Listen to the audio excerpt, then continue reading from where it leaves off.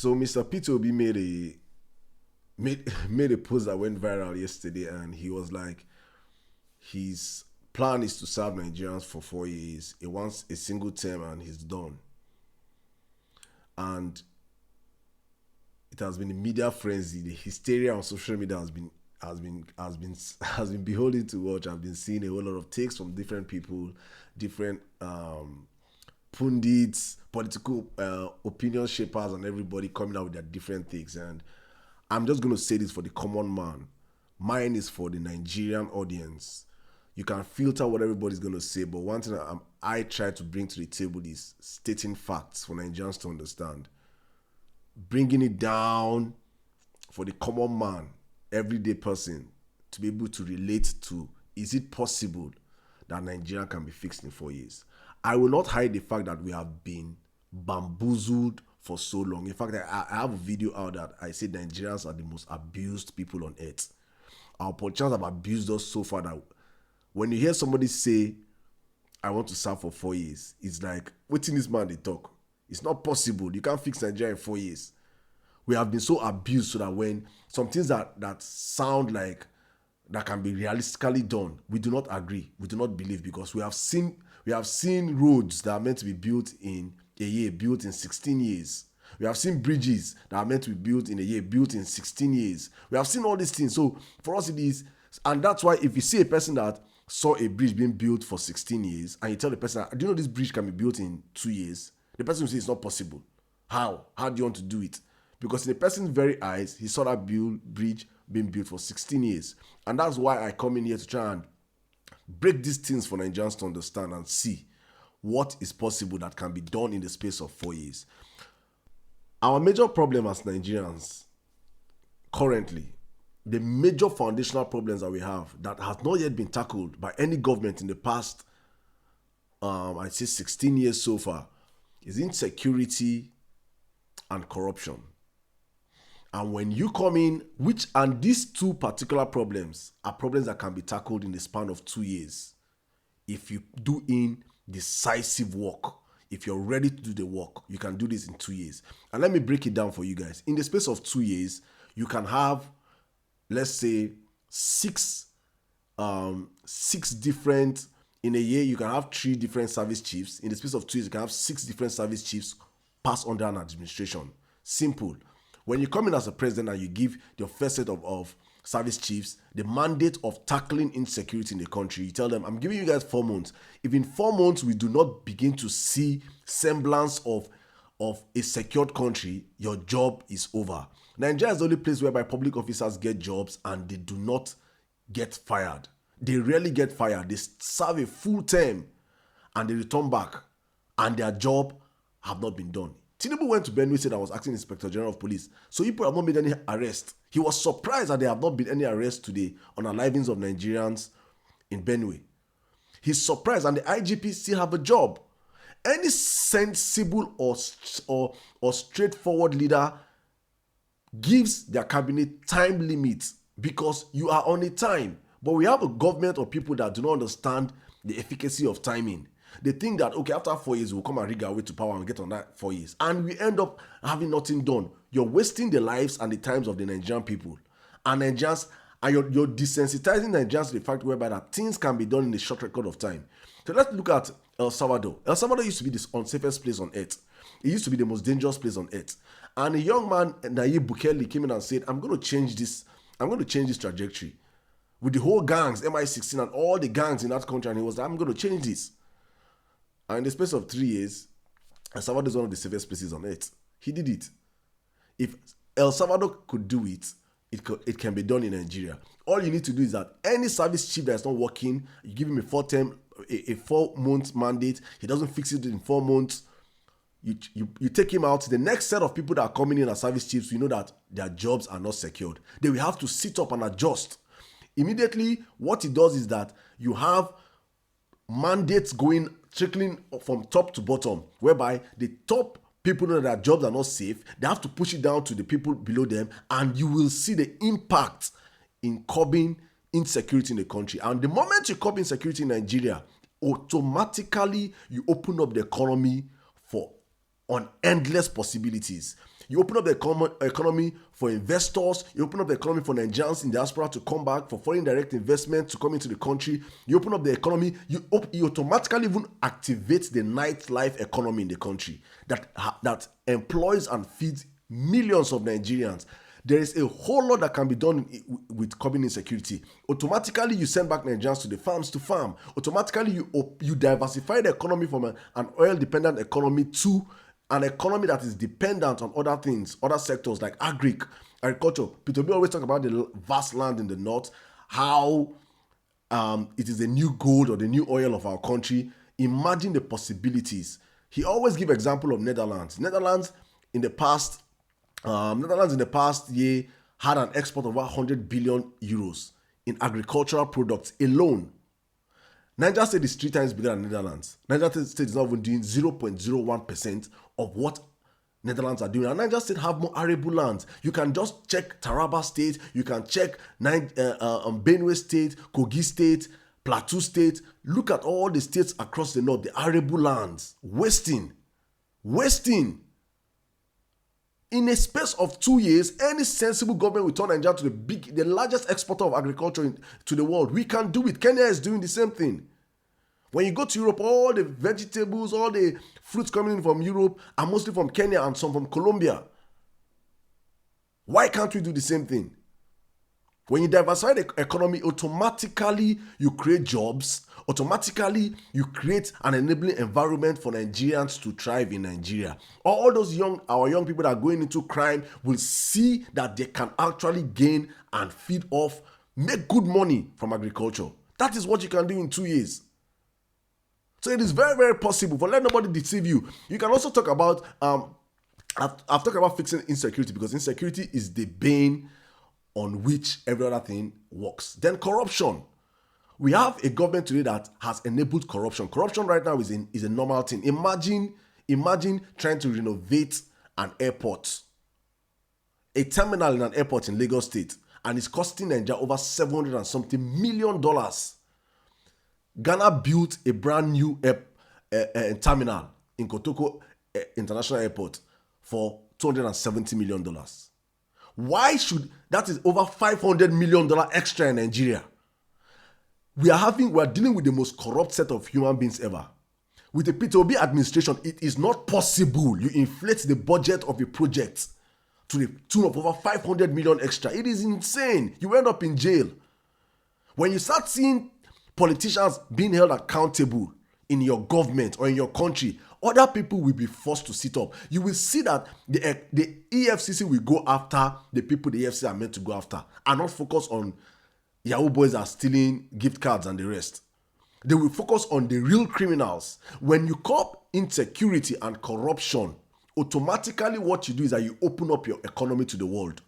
So that investors understand that we can come into this country and invest, and our investment will be protected, our investment will be safe, our people that are coming to work and invest will be safe. You can actually in Nigeria build a smartphone in Nigeria without importing any material. All that you need to build a smartphone, we have all these minerals in Nigeria. But guess what? Every single day, these minerals are being exported outside the country. Then what comes into Nigeria is a finished product. We can actually become a production country. A country that produces, not just consumes. And that's actually to be stem of taking Nigeria from consumption to production. I can go on and on. Explain to me why Nigeria as a country have just 1 or 2 functional seaports. A country that has coastlines. There is no reason why we should not have at least 10 functional seaports in our country. If you want to, and this seaport can be built in 2 years. It can be built in 2 years. Public-private partnership, you build this in 2 to 4 years. You can build seaports. Or you can even open up the current ones to be able to work perfectly. The Honest Seaport, the Port Harcourt Seaport, the Warri Seaport. Why are we only importing things through Tinkan and Apapa ports? Why? Because some people do not want Nigeria to open up. These are the things that can be done in the space of 2 years. And the moment you open up the seaports and importations start coming into the country, exportations start going out. The Nigerians do not, I want to export my product out of Nigeria. I don't need to go to Tinkan or Apapa. I can just go to Warri. I can go to One. I can go to Ibom, Seaport. I can go to across. We can do these things. There are people outside that are ready to come in. Nigeria can actually be a construction site in the space of 2 years. You will see constructions going on day and night in Nigeria. Rails, roads, and the government is not even spending much because private individuals are going to come in and invest if we can tackle the major problems, which is insecurity and corruption. And these are things P2B have done perfectly as a governor. Anambra was the unsafest state in Nigeria. I've said it before in my previous video. You can go watch it out. And in the space of 5 years, he turned Anambra State to the safest state in Nigeria. The Inspector General of Police said it, not my word. You can check it and Google it and fact check it yourself. Inspector General of Police, as of then, Abubakar said it. Anambra State was the safest under P2B. The popular Evans kidnapper, the kidnapper that went to Lagos and was caught, he ran away from Anambra State. All those kidnappers ran away from Anambra State because P2B had a zero tolerance on corruption, on kidnapping, on robbery. He had a zero tolerance on insecurity. Community policing. He did all these things. And why can't he replicate it on a larger scale? All these things are very, very possible. There is no magic for any government to come into power and you spend months arranging your cabinet. How can you explain to me as a Nigerian today that Bola Ahmed Tinubu has 53 ministers? And in the 53 ministers, I cannot even mention 5 at the top of my head, or let's say 10 at the top of my head. How many of them are performing? Many of them are not meant to have those jobs, but because it is politics to this man, for them it is representation. Oh, my state man a minister, so therefore I go vote Tinubu. It is all politics. It is not about deliverance of governance. It's about political representation for these people. With the Peter Obi government, it is assured that we can never have 53 ministers. And if you are opportune to be a minister under this man, you will be working across more. You can be a minister of 4 ministries. If you're not ready for the work, you should leave. And also the ministers will be competent Nigerians that have excelled across the globe, that understand these things. Not bringing in politicians, not bringing in a lawyer and making him the aviation minister, not bringing in a man that his state was ravaged by bandits and making him a minister of security or something. Putting square pegs in round holes. You have to bring in competent people in your cabinet.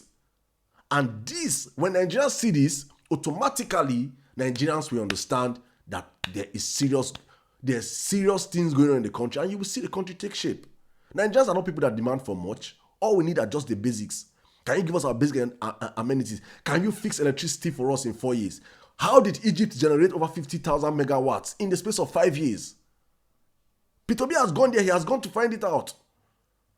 Why are we as a country depending on only hydro energy? What is happening to solar systems? Tinubu in his wisdom has turned Aso Rock to solar. Why Nigerians are still hustling with hydro? Why is our massive gas being fled? And why are they building pipeline projects from Nigeria to Europe? Why can't we use our gas to power our country? These are questions. These are things that can be tackled in the space of 4 years.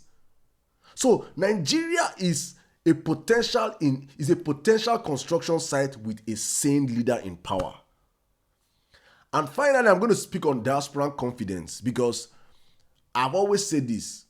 Look at Bola Ahmed Tinubu supporters in diaspora. None of them is coming back home to come and invest in the economy. None of them are coming back home to come and work. But for Nigeria to truly work, we need our diasporas to come back in our numbers. Diaspora have a very, very potent role to play in fixing Nigeria. But the Nigerian diasporas will not come back when they know that our country is unsafe. They know that our banking institutions are not safe. are not secured for their investments. They know that there's no rule of law. So you can come in and buy land, and you wake up one morning and the government of Lagos or the Minister of Works just demolish your properties without due process. The court will give them order. They flagrantly disobey court orders. Nobody's going to come into such a country and invest. But in a country whereby a man that has gone across the world, boosting the confidence of the Nigerians in diaspora, communicating with them, in fact, they make up a potent number of his supporters. It is unimaginable what will happen when Peter Obi becomes president. Millions of Nigerians in diaspora will return back home. And when they come back home, I want you to imagining 5 million Nigerians coming back home and setting up just, let's say, a small shop or business that can employ 1 or 2 people. Imagine the ripple effect in the economy in the country. But they will never come back home if the country is not safe, if there's no rule of law in the country, and this rule of law, the security, tackling corruption can be done in 2 years. And you will see how you will attract Nigerians back home to invest in their country. Because to fix Nigeria is a task that everybody have to come in and do it. But with Bola Ahmed Tinubu, nobody's coming back home. Instead, the supporters are what? Japaring, they're running away. So I hope you are not confused, but you're convinced to understand that 4 years is enough to fix Nigeria. Not that you're going to build Dubai in 4 years, but the process, the foundation, which is the most important part of nation building, is the foundation. If you can lay the foundation right, that APGA is still the party today to beat in Anambra State is the foundation Peter Obi set over close to 16 years ago. APGA is still unbeatable in Anambra State today. That Soludo is making all the noise he's making up today is because of the foundation Peter Obi set in that party. So yes, you can set a solid foundation. Did Peter Obi make mistakes? Yes, I believe he made mistakes, and I believe that he has learned from such mistakes, and he's going to better off and use his mistakes it will propel him to serving the country better. A man that has worked 4 states in a day. Look at the people that follow him. Like my sister, Mama P, she said a day, she had a video I watched that it was like a day with Peter Obi, and I was laughing. Like 4 to 5 states in a day. But for the current president, he has not slept outside Abuja once. He went to Benue State and flood pursued him. He went back to Abuja. A man that understands time will be the one that is going across the country every single day, understanding the problems of the people. And that is what we want in leadership. We have been abused for so long as a people, and I believe that we can begin to change these things. Let me even end on tourism. There are so many things that can be done in 2 years. I can actually have a 2 hours non-stop podcast talking about things that can be done in 2 years. Not talking about 4 years. Bola Tinubu has spent 4 years, 2 years already, destroying the country. In 2 years, you can also do things that you can redo the things that he has done positively in 2 years. As long as he has failed to focus on the basics, which is insecurity and corruption, Bola Ahmed Tinubu's foundation is faulty. Nigeria can never thrive or grow, even if you give him 50 years. Look at tourism. Nigeria can be the number 1 tourism destination in the world.